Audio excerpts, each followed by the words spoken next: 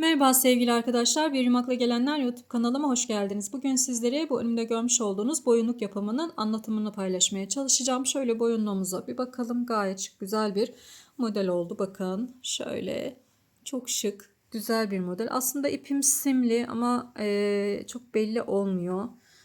Sanırım kameradan veya havadan. Gayet güzel bir model. Şöyle açalım modelimizi. Şimdi öncelikle yaparken şu şerit kısmını yapıyoruz. Bakın bu şerit kısmını yapıyoruz. Orta noktasında giden bir şeritimiz var. 1 metre 80 santimlik bir şerit ördüm. Daha sonrasında da boyun kısmımızı ölçüyoruz. Boynumuz kaç santim ise bu ortadaki fırfır kısmını ona göre ayırarak fırfır kısmını örüyoruz arkadaşlar.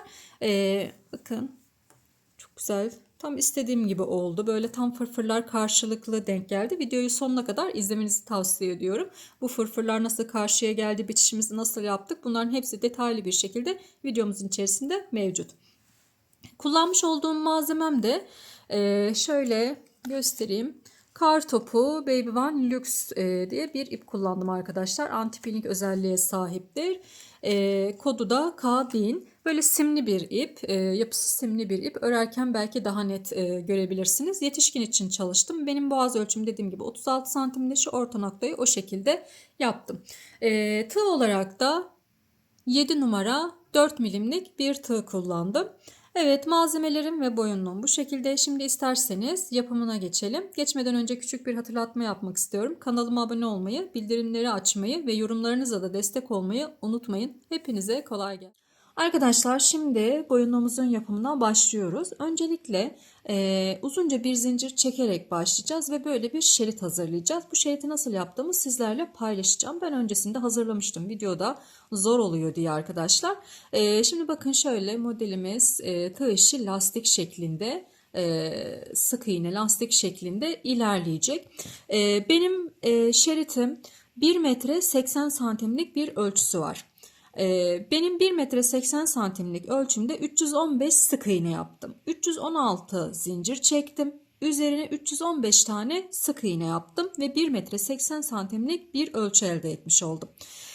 Şimdi ben biraz uzun yaptım boyunluğumu. Ama siz hani birazcık daha kısa yapmak istiyorum, bu ön tarafından bir düğüm atmak istiyorum derseniz 1 metre 30 santim, 40 santim, 50 santim bu şekilde yapabilirsiniz. Ben orada bir fular şeklinde, fiyonk şeklinde bir düğüm atmak istediğim için bu şekilde uzun çalıştım arkadaşlar. Hani kısa yaparsanız da zaten yöntemler aynı. Şimdi buradaki işaretleri de göstereceğim size, neden hani buralara işaret koydum. Öncelikle bu şeriti nasıl yaptığımı anlatayım. Dediğim gibi uzunca bir zincir çektim. Yani 1 metre 80 santimlik bir zincir çektim. Siz de istediğiniz boyut ne kadarsa ona göre zincir çekeceksiniz. Şöyle küçük bir parçada öncelikle ben göstermek istiyorum. Şöyle birkaç tane çekelim. Şu anda ben size göstermek için az zincir çekiyorum. Söylediğim ölçüde çekeceksiniz arkadaşlar. Şimdi biraz da yakınlaştıralım. Evet. Şimdi bunun üzerinde göstereceğim. Çekmiş olduğumuz zincirlerimizi batıyorum. Bakın zincirlerimize, her bir zincirimize bir tane sık iğne yapıyorum. İpimi dolamadan batıyorum. Tığımda 2 tane var. İkisini tek seferde çıkarıyorum. Sık iğnemiz bu şekilde. Şimdi sonuna kadar sık iğne yapalım.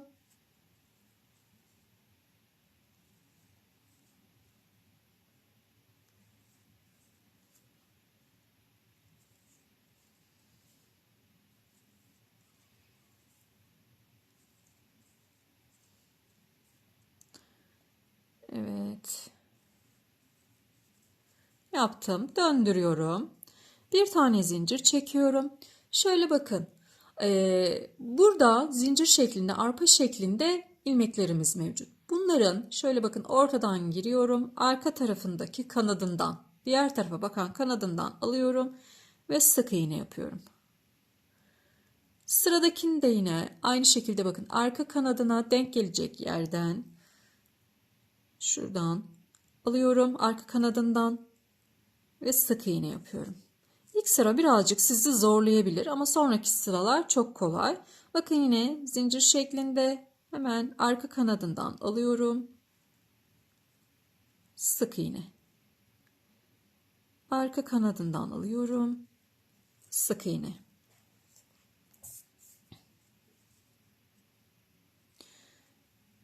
Arka kanadından alıyorum. Sık iğne.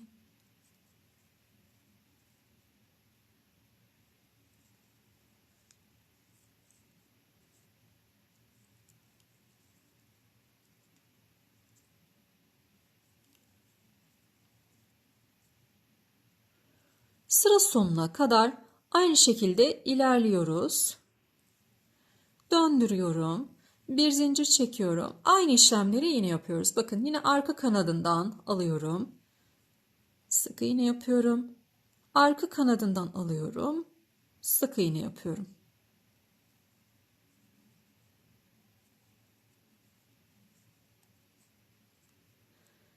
Evet, bu şekilde ilerleyeceğiz arkadaşlar. Şimdi kaç sıra yaptım?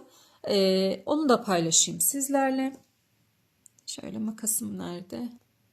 Şimdi kaç sıra yaptım? 5 sıra toplamda ördüm. Aynı o şekilde sık iğne sırası arka lastiklerine batarak 5 sıra ördüm arkadaşlar.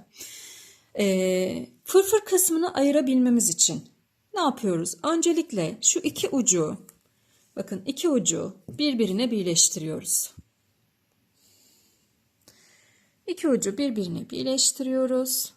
Şöyle tam orta noktasını bu şekilde çekiyorum. Ve şurada tam orta noktasını bulup işaretliyorum. Burada yapacağımız işlem öncelikle boğazınızın ölçüsünü almanız gerekiyor arkadaşlar. Benim boğaz kısmım 36 santim. Sizler de boğaz kısmınızı ölçün. Yani ölçtüğünüz zaman böyle arka tarafta metre birleşecek şekilde ölçün. Çok da sıkı ölçmeyin. Bu seferden çok sıkmış olursunuz. Normal bir şekilde ölçün. Sonrasında kaç santimse buradaki fırfırlı kısmı, yani o orta noktasındaki fırfırlı kısmı o santime göre ayarlayacağız. Şimdi benimkisi 36 santim. Tam orta noktayı da buldum. 36'yı 2'ye böldüğümde 18 gelir arkadaşlar. Şimdi 18 santim geriden şuradan, bakın 18 santim, şu orta noktam burası benim. 18 santim şöyle ölçeceğiz metremizle. Şuradan itibaren ölçeceğiz. Evet, ölçeceğiz. 18 santim ölçeceğiz ve işaretleyicimizi takacağız bu kısma. Şöyle iki taraflı olarak takacağız. Bakın ben iki tarafına da ayrı ayrı işaretler taktım. Hem ön tarafına taktım hem arka tarafına taktım. İşaretlerimizi takacağız. Sonra ayırdığımızda bakın bu orta noktamız, işaretlerimizi taktığımızda belli ediyor. Buraya fırfır kısmımızı yapacağız. Şimdi başlayalım. Fırfır kısmımızın yapımıyla. Şunu buradan çıkarabilirim. Önce düz taraf mı bir emin olalım arkadaşlar. Önce düz yönünü bulmamız gerekiyor örgümüzün. Düz tarafımızı anlamak için bakın şu başlangıç kısmında şu kısım düz tarafa gelecek. Bitişte yine düz olduğunda 5 sıra ördük düz kısmı. Şimdi buradan tığımı takıyorum. Bakın tığımı takıyorum. İşaretleyicimi takmış olduğum yerden. Şimdi bu işaretleyicimi sökebilirim. Buradan ipimizi taktık. Alıyoruz ipimizi. Evet.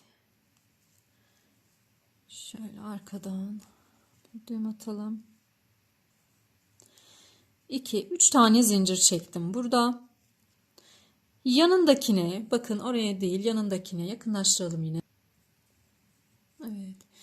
Şimdi buradan bağladık bu ilmekten. Hemen yanındaki zincirime, sık iğneme bir tane trabzan yapıyorum. Ve aynı yere bir tane daha trabzan yapıyorum. Trabzan, ikili trabzanlar yapıyoruz arkadaşlar. İpimi doluyorum. Yanındaki sık iğneme bir tane trabzan yaptım. Ve aynı yere tekrar bir tane daha trabzan yaptım. Yanındaki sık iğneme yine 2 tane trabzan yapıyorum. Aynı sık iğneye. Tekrar yanındakine geçiyorum. 2 tane sık iğne yapıyorum. Burada Her bir sık iğneme, her bir ilmeğime ikişer tane sık iğne yaparak ilerliyoruz arkadaşlar. Nereye kadar gideceğim? Diğer işaretlemiş olduğumuz noktaya kadar, bakın buraya kadar, şurayı işaretlemiştik, buraya kadar her bir ilmeğe 2 tane sık iğne gelecek şekilde örgümüzü devam ettireceğiz.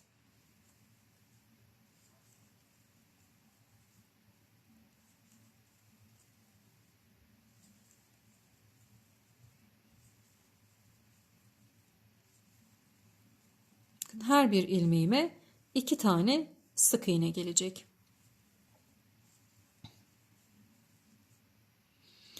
Şimdi o kısma kadar ilerleyelim. Evet, geldik sıra sonuna kadar. Sıra sonu derken işaretlemiş olduğumuz noktaya kadar arkadaşlar. Bakın benim işaretleyicim burada, bu ilmeğimde.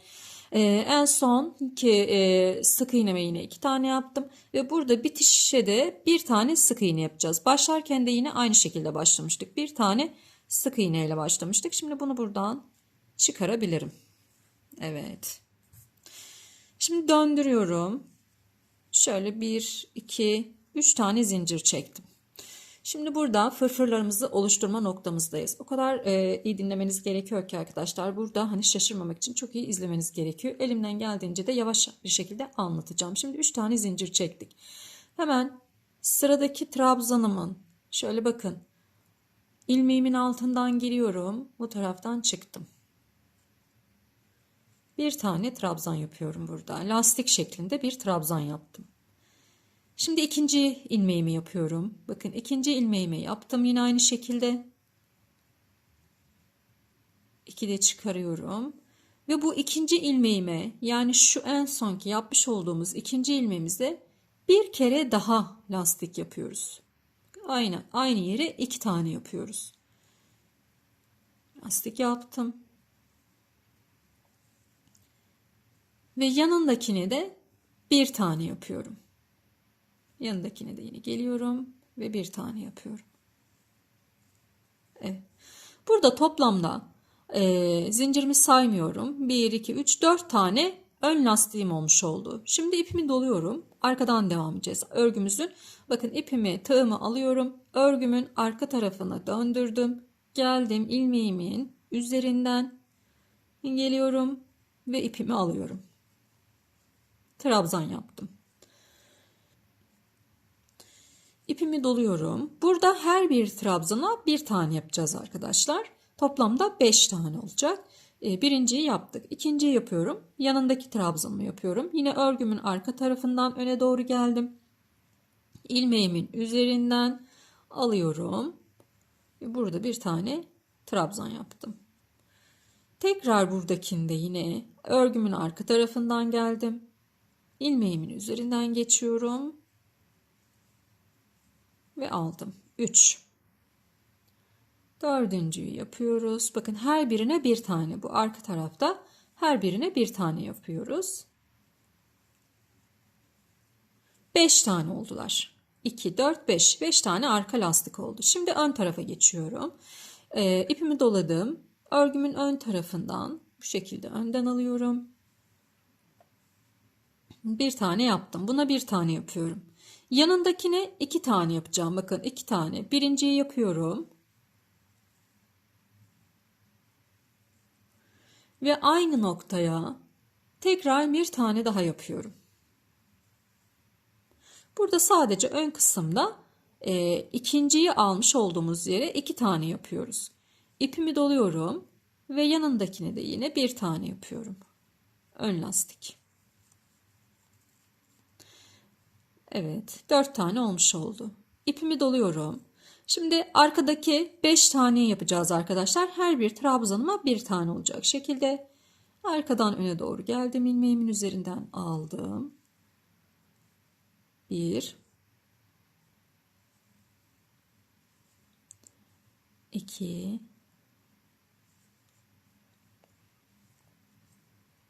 3, 4,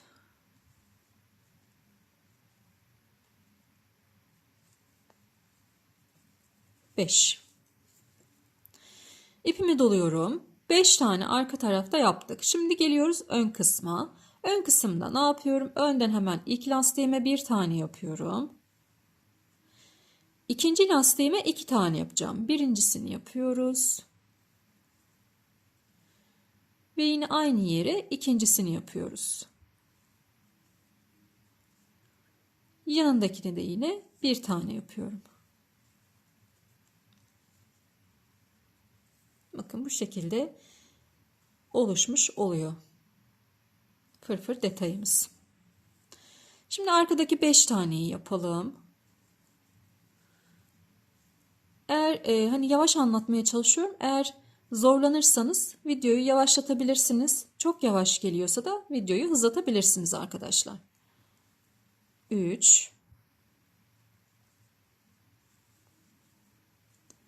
4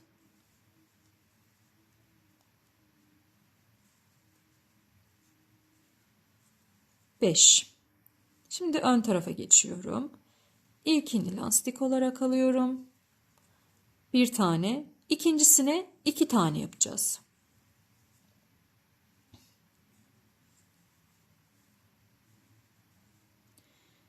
Ve dördüncüsünde yine yandakini yapıyorum. Sadece ortadakine 2 tane yapıyoruz. Şimdi arka taraftan geliyorum. Burada da yine 5 tane lastiğimiz var. 2 3 4 5. Ön tarafı yapıyorum.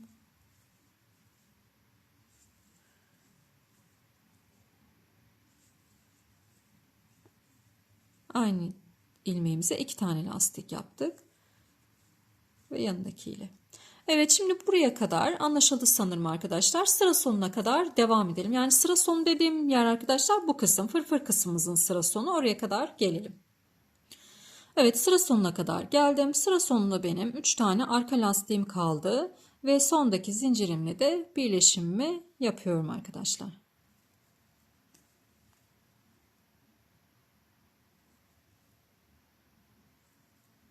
Yani sondaki zincire de bir tane trabzan yapıyorum.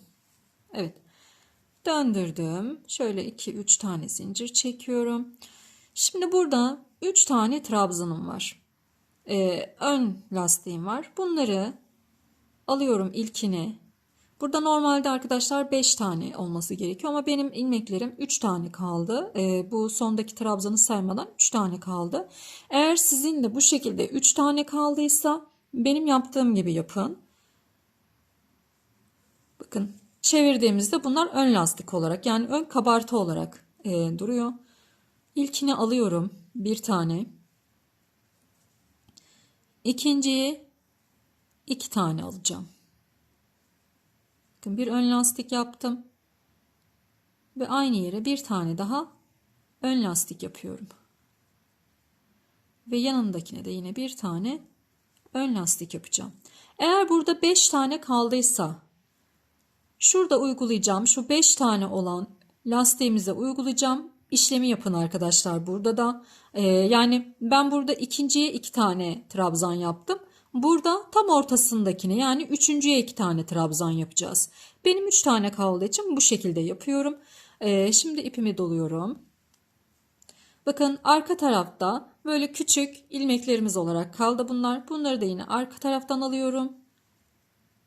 Burada herhangi bir artırma yok. Her bir ilmeğimden birer tane alacağım. Burada 4 tane trabzanımız var. 2 3 ve 4. 4 tane trabzanımız oldu. Bakın burada şöyle çevirdiğimde bu 4 tane trabzan hani artırma yapmış olduğumuz yer var ya onlar. Döndürdüm. İpimi doluyorum. Burada 5 tane trabzanım var.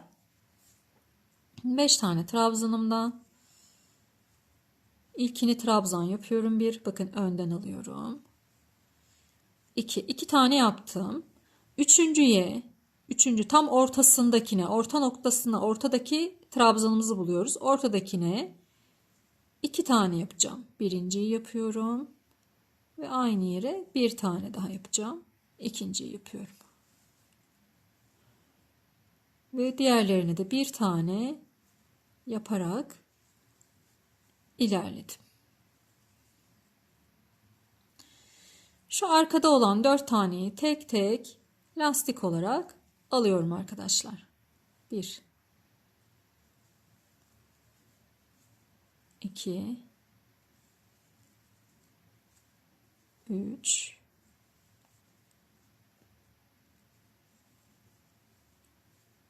4. Evet, geldik buraya. Bu 5 taneye. Birinciyi önden alıyorum, ön lastik. İkinciyi de yine önden ön lastik. Üçüncüye 2 tane yapacağım. Bakın ilkini yapıyorum. İkincisini de yine aynı noktaya yapıyorum. Yanındakine ve diğerlerinden birer tane olacak şekilde alıyoruz.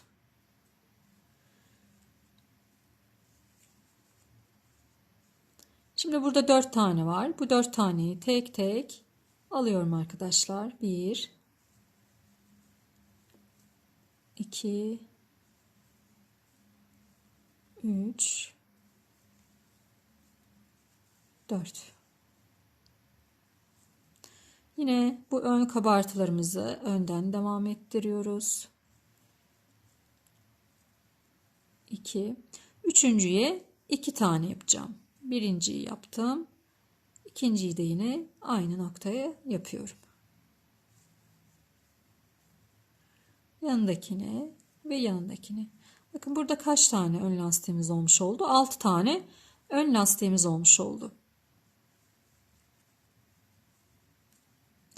Arkadaki 4 taneyi de tek seferde, yani tek tek alıyoruz. 4 tane arka lastik yapıyoruz.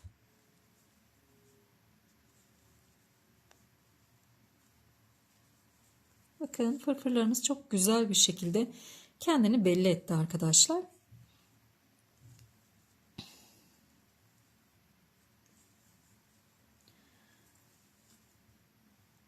Üçüncüye 2 tane.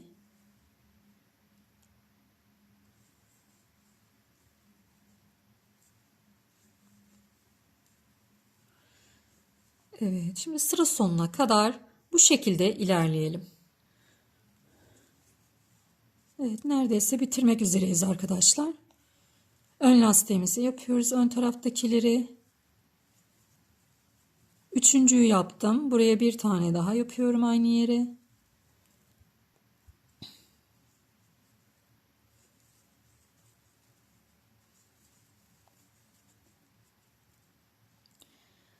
Arkadakileri aynı şekilde alıyorum.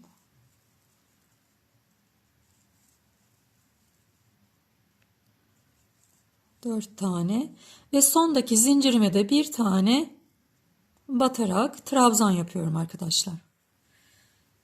Bir zincir çektim ve tamamladım. Bu kısmı bitirdim. Şöyle göstereyim. Eğer hani birazcık daha uzun olsun isterseniz bir sıra daha yapabilirsiniz. Ama zaten aynı kısım bu tarafta da olacak. Bence yeterlidir. Yeterli bir ölçü. Şöyle göstereyim bakın. Çok güzel oldu. Şimdi bu tarafı geçeceğiz. Oranın da başlangıç noktasını göstereyim size. Gidişat aynı, yine bunun gibi olacak. Şuradan ipimizi keselim. Daha sonra bunu burada yürütürüz. İyice sıkıştıralım. Döndürüyorum. Bakın döndürüyorum bu tarafından. Şu tarafa geldim. Yine örgümüzün düz yüzünden başlıyoruz. Şu anda düz yüzündeyim. Geldim bu tarafa. Şimdi burada bakın başlangıç noktama işaretleyici takmışım zaten. Hemen buradan ilmeğimi takıyorum. Şöyle.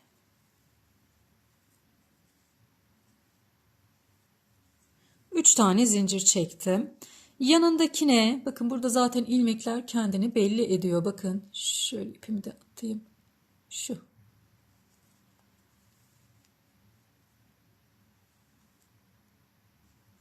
Buraya 2 tane trabzan yapıyorum. 1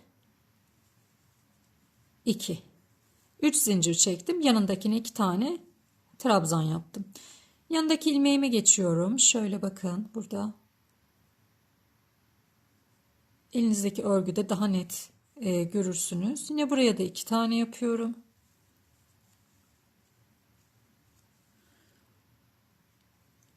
Yanındakine hiçbir ilmek atlamamaya çalışın. Bu tarafta kaç tane olduysa burada yine aynı şekilde olması gerekiyor. Zaten hani eşitliği sağladıktan sonra hani bu taraflı bu taraf aynı hizada olunca sayılar tutar arkadaşlar. Ama yine siz hani sayın, ne olur ne olmaz. Her bir ilmeğime 2 tane trabzan yapacağım. Arkadaşlar sıra sonuna kadar geldim. Sıra sonunda yine bir tane trabzan yaptım. Şöyle bakın, bir trabzan yaptım ve bir üst sıraya geçtim. Şimdi döndürüyorum. Döndürelim. Şimdi bakın, benim burada başladığım nokta bu kısımda bitiş noktam. Çünkü düz kısımdan başlayınca tam bitiş noktası başlangıç noktasına gelmiş olacak arkadaşlar. Yani buranın bitiş noktası buranın başlangıç kısmına gelecek. Elinizde çok daha net görürsünüz. Şimdi bakıyorum, ben burada en son 3 tane, bakın ikinci sıradayım. Burada da ikinci sıradayım. En son 3 tane arka lastikle bitirdim. Şöyle yakınlaştıralım. Bakın burada en son 3 tane arka lastikle bitirmiştim. Sizinki nasıl denk geldiyse yani burada 4 tane de kalmış olabilir. 5 tane de kalmış olabilir. Hiç kalmamış da olabilir. Burada ne yaptıysanız ikinci sırada, yani buradaki bitişinizde ne yaptıysanız burada da aynı şekilde yapmanız gerekiyor ki bu fırfırlarınız karşılıklı olarak denk gelsin. Şimdi benim burada 136 tane trabzanım vardı. Burada da yine 136 tane trabzan yaptım arkadaşlar. Zincirlerim, başlangıç zincirlerim dahil. Onu da söylemiş olayım. Ayrıca sanırım burada sık iğne demişim bu yapmış olduğum trabzanlara. Bu fırfır kısmında sık iğne yok arkadaşlar. Yanlış telaffuz etmişim. Hepsi trabzan olacak. Şimdi evet, hemen başlayalım.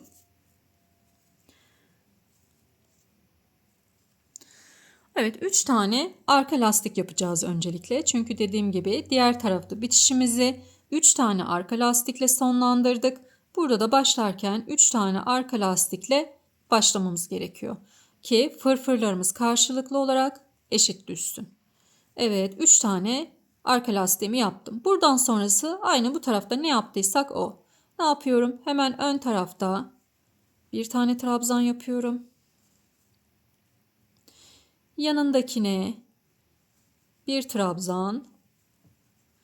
Aynı noktaya tekrar bir tane daha, aynı ilmeğime yine bir tane daha lastik olarak trabzan, yani 2 tane. Ve buna da bir tane trabzan. Arkada da yine 5 tane trabzanım vardı. 1 tek tek, 2 3 4 5 tane trabzan yaptım. İpimi doluyorum. Yanındakine bir tane lastik yapıyorum. Onun yanındakine de yine bir tane lastik yapıyorum. Aynı ilmeğe tekrar bir tane daha yapıyorum. Ve yanındakine de yapıyorum. 4 tane. İpimi doluyorum. Şimdi arkaya 5 tane yapacağım. Örgümüzün şu anda biz ters yüzündeyiz arkadaşlar. Şöyle ikinciyi yapıyorum. 3 4 5. Şimdi öndekine yapıyorum. 1 2 ve buna bir tane daha yapıyorum. Yani artık buradan sonrası diğer tarafla aynı, eşit olacak. 2 ve 3 4. Evet, şimdi arka lastiklerimizi de yapacağız. Şimdi bakın, ön tarafını döndürüyorum. Gördüğünüz gibi hepsi karşılıklı olarak eşit olmuş olacak. Karşılıklı olarak eşit oluyor arkadaşlar. Eğer bu başlangıcı yine benim bu tarafta başladığım gibi yapmış olsaydık bu fırfırlar eşit olmayacaktı. Buna dikkat ediyoruz. Bitişimiz, buradaki bitişimiz nasılsa buradaki başlangıcımız da aynı şekilde olması gerekiyor. Buradan sonrası aynı şekilde devam edecek. Şimdi bu tarafa doğru gelelim. Daha sonrasında bitirelim sonucuyla bitişiyle geleceğiz arkadaşlar. Dediğim gibi bu tarafta artık ne yaptıysak burada da yine aynı şekilde devam edip bitirelim. Son haliyle gelelim. Bitişteyiz arkadaşlar. 3. sıradayız. 2. sırayı başlarken bu tarafa dönerken burada 3 tane arka lastik yapmıştık. Bitişte de yine burayı yapmak için bakın bir tane yaptım. Lastik, bir tane daha yaptım. Düz yönünde olduğumuz için şu anda ters ön lastikteyiz. Oraya giderken bu şekilde gitmiştik ve 3 tane arka lastik yapmıştık. 2. sırada bakın arka lastik döndürdüm. Burası artık ön lastik olmuş oldu. Şimdi ikinciyi yaptım. İkinciye yine bir tane daha yapıyorum. Üçüncüye de yaptım. Burada 4 tane ön lastiğim oldu. Zincirimle birlikte de birleştireceğim şimdi.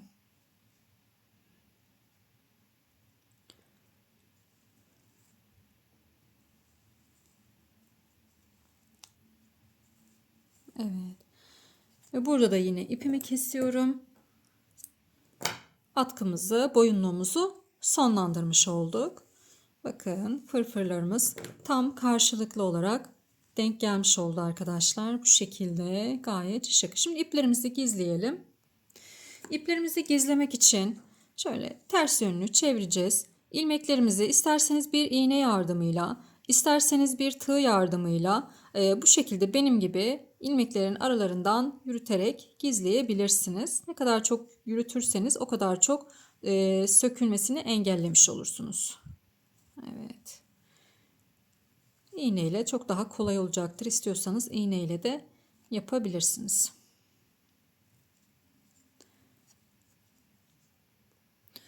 Evet, böylelikle sonlandırmış olduk. Şöyle bakın, gayet güzel, çok şık, çok güzel bir model oldu arkadaşlar.